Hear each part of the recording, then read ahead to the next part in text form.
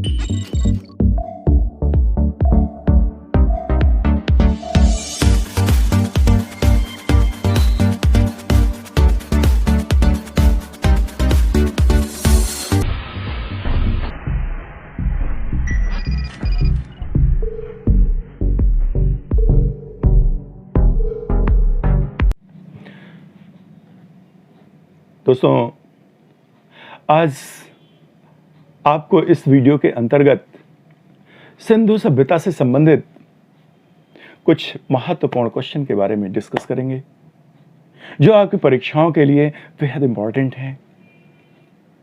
दोस्तों, सिंधु सभ्यता, जिसे हम हड़प्पा सभ्यता के नाम से जानते हैं,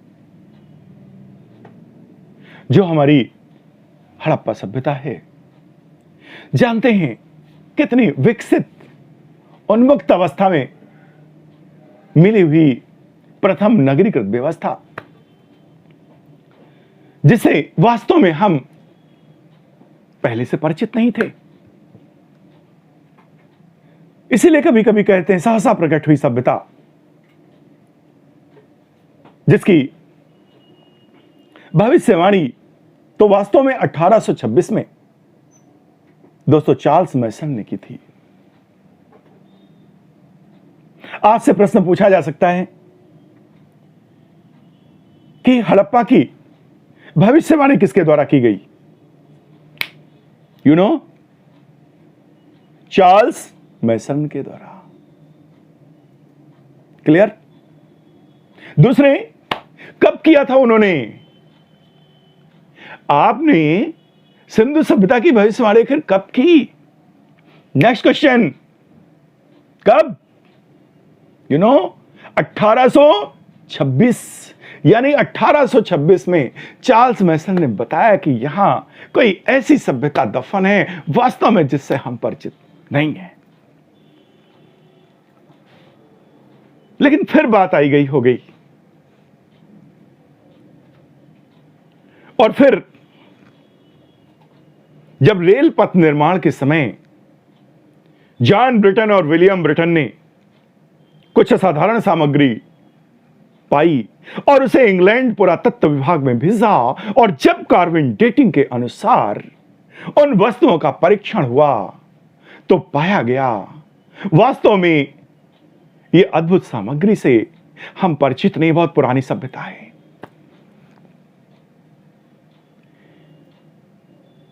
जिज्ञासा उत्पन्न हुई, तत्काल प्रक्रियाएं शुरू हुई। अलेक्जेंडर कनिंघम को सर्वेक्षण के लिए भेजा गया। प्रश्न पूछा जा सकता है, प्रथम सर्वेक्षण करने के लिए ब्रिटिश सरकार ने किसे भेजा? अलेक्जेंडर कनिंघम को भेजा। 1853-54 में अलेक्जेंडर कनिंघम आए, सर्वेक्षण किया। उसके बाद फ्लीट महोदय ने भी सर्वेक्षण किया, पुष्टि की, यथावत चार्ल्स मैसन की भविष्यवाणी की पुष्टि की कि नहीं, वास्तव में यहां ऐसी सभ्यता दफन है जिससे हम परिचित नहीं है। दोस्तों, इसके बाद फिर हम देखते हैं जब यहां पर कर्जन का शासन आया, उस समय बहुत सारे विभागों का गठन हुआ। भारतीय ब्रिटिश पुरातत्व विभाग भी चर्चा में आया। कुछ आगे इसमें हरकतें हुई। फिर जॉन मार्शल इसके अध्यक्ष बने, और 1921 में दयाराम शाहनी के द्वारा पहली बार हड़प्पा की खुदवाई हुई। 1921 में। अब आपसे प्रश्न यह पूछा जा सकता है कि हड़प्पा की खुदाई सर्वप्रथम कब की गई? क्या होगा? 1921। हड़प्पा स्थल का उत्खनन सर्वप्रथम किसके द्वारा किया गया? दयाराम शाहनी।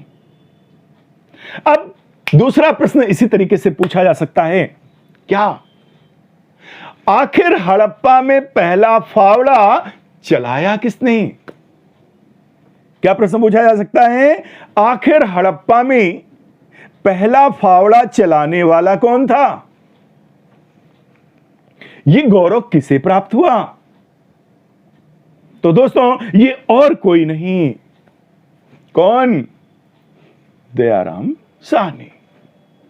तो इस तरीके से हड़प्पा का उत्खनन 1921 में हुआ। यह प्रश्न आपसे पूछा जा सकता है, किसके द्वारा किया गया? दयाराम साहनी के द्वारा। दयाराम साहनी ने हड़प्पा का उत्खनन किसके नेतृत्व में संपन्न किया? देखिए, प्रश्नों की तो झड़ी है। किसके नेतृत्व में? जॉन मार्शल के नेतृत्व में। किसके नेतृत्व में? जॉन मार्शल के नेतृत्व में। मिला ना? नेक्स्ट, मोहनजोदड़ो का उत्खनन कब किया गया? अगला प्रश्न क्या? मोहनजोदड़ो का उत्खनन कब किया गया? दोस्तों, मोहनजोदड़ो का उत्खनन जस्ट नेक्स्ट ईयर, यानी क्या? जस्ट नेक्स्ट ईयर मींस 1921 में हड़प्पा, 1922 में दयाराम साहनी के बाद किसको चार्ज दिया गया? राखल दास बनर्जी, क्योंकि दयाराम साहनी के सबऑर्डिनेटर थे 1921 में हड़प्पा के उत्खनन में। लिहाजा उन्हें अगले साल मोहनजोदड़ो की कमान दे दी गई। उनके नेतृत्व में मोहनजोदड़ो का उत्खनन कराया गया। वेल डेवलप्ड प्रथम नगरीकृत व्यवस्था, प्रथम पकी ईंटों का निर्माण। आपसे अगर यह प्रश्न पूछ दिया जाए, अगला द्वितीय नगरीकरण कब संपन्न हुआ?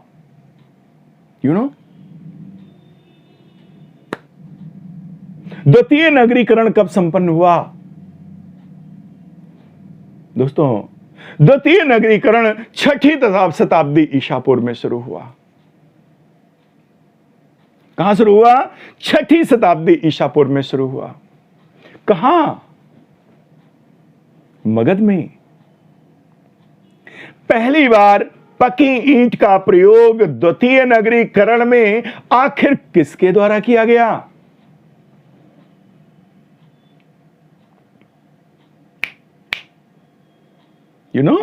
किसके द्वारा किया गया? जल्दी बोलिए। बुद्ध के समय की बात है, सोचिए जल्दी से।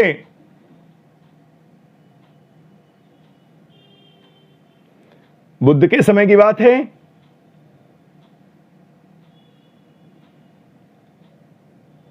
किसके द्वारा? यानी पाटलिपुत्र। पाटलिपुत्र में किया गया। अब सोचिए, मेरा काम है साथ साथ सोचवाना।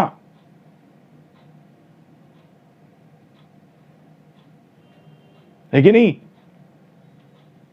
यानी अजात शत्रु के द्वारा सबसे पहली बार पकी ईंट का इस्तेमाल पाटलिपुत्र में किया गया और द्वितीय नगरीकरण संपन्न हुआ।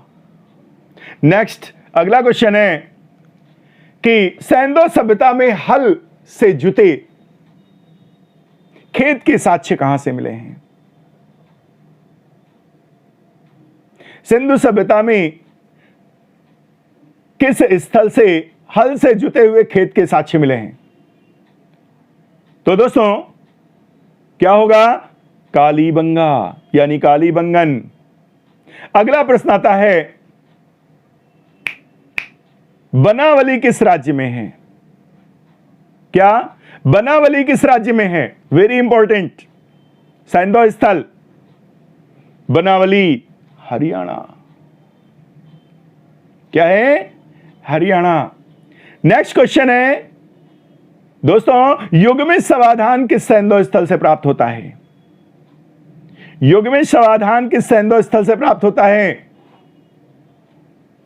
यानी नर और नारी का जोड़ा। कहां पर? लोथल से। कहां से प्राप्त होता है? लोथल से प्राप्त होता है। नेक्स्ट, मोहनजोदड़ो किस नदी तट पर स्थित है? मोहनजोदड़ो किस नदी तट पर स्थित? सिंधु नदी तट पर। किस पर? सिंधु नदी तट पर। अच्छे किस्म के जौ के साक्ष्य कहां से मिले हैं? यानी वो कौन सा पुरा स्थल है जहां से जौ के साक्ष्य मिले हैं? दोस्तों, अभी उसका नाम लिया था बनावली, इसीलिए वहां पूछा बनावली किस राज्य में है। नेक्स्ट है राजस्थान के, क्या? राजस्थान के गंगानगर जिले में, किसमें? गंगानगर जिले में कौन सा सैंधव स्थल है? गंगानगर जिले में कौन सा सैंधव स्थल है? वेरी इंपॉर्टेंट है, जिसमें जुते हुए खेत के साक्ष्य मिले हैं। कालीबंगन। क्या? कालीबंगन। नेक्स्ट प्रश्न है गोदीवाड़ा के साक्ष्य कहां से प्राप्त हुए हैं? क्या? गोदीवाड़ा के साक्ष्य कहां से प्राप्त हुए हैं? दोस्तों, गोदीवाड़ा के साक्ष्य लोथल से प्राप्त हुए हैं। लेकिन अब प्रश्न यह भी है, कुछ लोगों को यह नहीं पता होगा कि गोदीवाड़ा क्या है। ये वो बच्चे जो अभी तैयारी करने के लिए निकले हैं। जरूरी नहीं कि हर कुछ हर किसी को आता हो, ये दिल से निकाल दीजिए। गोदीवाड़ा दोस्तों बंदरगाह को कहते हैं। अगर किसी को आ रहा है तो उसने पढ़ा है तभी आ रहा है ना, जो नहीं पढ़ा है उसको धीरे धीरे धीरे धीरे इसी तरह हर चीजें आती रहती हैं। नेक्स्ट क्वेश्चन है सूती व ऊनी कपड़ों के अवशेष किस सैंधव स्थल से मिले हैं? क्या? सूती व ऊनी कपड़ों के अवशेष किस सैंधव स्थल से मिले हैं?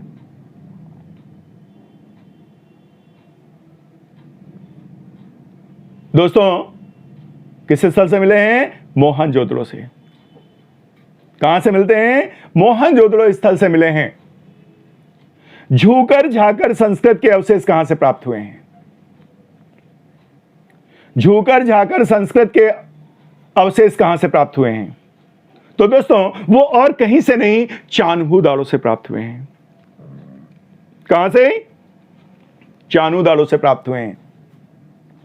नेक्स्ट प्रश्न है हिडन नदी के तट पर कौन सा पुरा स्थल अवस्थित है? हिडन नदी के तट पर कौन सा पुरा स्थल अवस्थित है? बोलिए। आलमगीरपुर, है ना? कौन सा? आलमगीरपुर।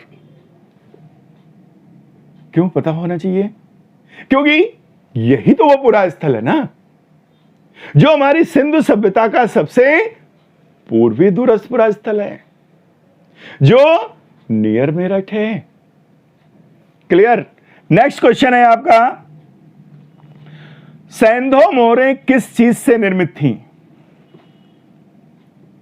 सैंधव की जो मोहरें मिली हैं किस चीज से निर्मित थी? दोस्तों, सेल खड़ी से बनी हुई।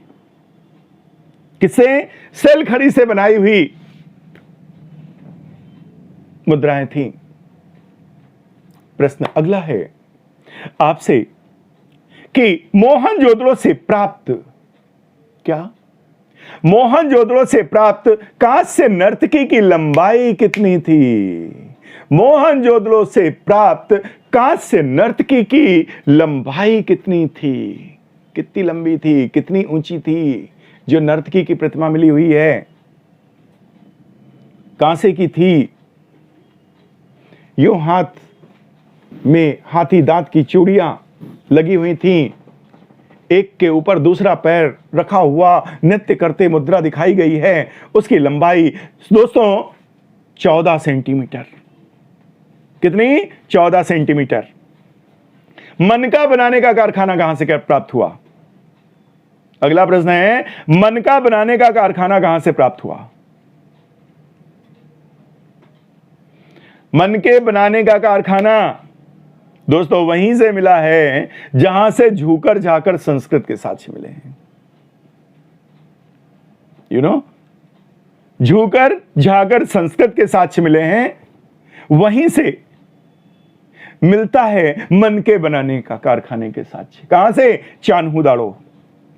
नेक्स्ट, सैंधव निवासी किसकी उपासना करते थे? तो दोस्तों मात्र देवी की, अनेकों हजारों क्षणभंगुर मात्र देवियों की मृण मूर्तियां मिली हैं। जहां पर मृण मूर्तियां मिली हैं वहां पर धूप दीप की कालिक के निशान मिले हैं। इससे लगता है कि मात्र देवी की पूजा ये लोग करते थे, शक्ति के उपासक थे, शाक्त धर्म के उपासक थे। और आप जानते हैं करीब 33,000 वर्ष पूर्व बेलन घाटी में एक हड्डी की भी मात्र देवी की प्रतिमा मिली हुई है।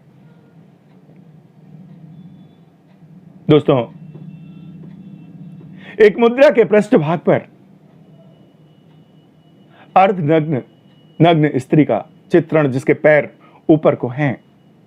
दूसरे पृष्ठभाग पर तरफ 4 व्यक्ति हाथ में हंसिया लिए हुए और गर्भ से पौधा निकलते हुए दिखाया गया। इसका मतलब यह है कि वो लोग शाक्त देवी यानी प्रजनन देवी की पूजा करते रहे होंगे, और यही प्रजनन देवी हमारी मात्र देवी के रूप में इनको पूजा जाता होगा। तो हमारा सबसे पुराना धर्म है शाक्त धर्म। देन उसके बाद आता है शैव धर्म। यानी शाक्त धर्म तो हमें 33,000 वर्ष पूर्व जो हमें हड्डी की मात्र देवी की प्रतिमा मिली है, इससे उसकी प्राचीनता स्पष्ट हो रही है। जबकि इधर शिवलिंग से शैव धर्म का प्रारंभ भी हमें देखने को मिल रहा है। इसी के साथ अगला प्रश्न है, चमकते हुए बंदर का चित्रण कहां से प्राप्त होता है? तो चमकते हुए बंदर का चित्रण दोस्तों मोहनजोदड़ो से प्राप्त होता है। कहां से होता है? मोहनजोदड़ो से प्राप्त होता है। नेक्स्ट क्वेश्चन है, हाथी दांत का पैमाना किस सैंधव स्थल से प्राप्त होता है? हाथी दांत का पैमाना किस सैंधव स्थल से प्राप्त होता है? तो दोस्तों सैंधव स्थल ये वो है जहां गोदीवाड़ा पाया गया, जहां बतकों के चित्रण पाए गए। यानी कौन सा? लोथल। लोथल से ही हाथी दांत के पैमाना मिला है, हाथी दांत की वस्तुएं मिली हैं। पूरा का पूरा हाथी दांत मिला हुआ है। दोस्तों इसी के साथ अगला और अंतिम प्रश्न, सैंधव निवासी नीलम कहां से मंगाते थे? सैंधव निवासी नीलम कहां से मंगाते थे? दोस्तों ये नीलम ये है, ये नीलम है। अब ये नीलम जो सैंधव निवासी होते थे वो कहां से मंगाते थे? तो दोस्तों वो मंगाते थे कश्मीर से। आजकल तो अमेरिकन नीलम भी बहुत डिमांड है। यही मेरा अंतिम प्रश्न था। विदा लेते हैं, फिर मिलेंगे अगले एपिसोड में।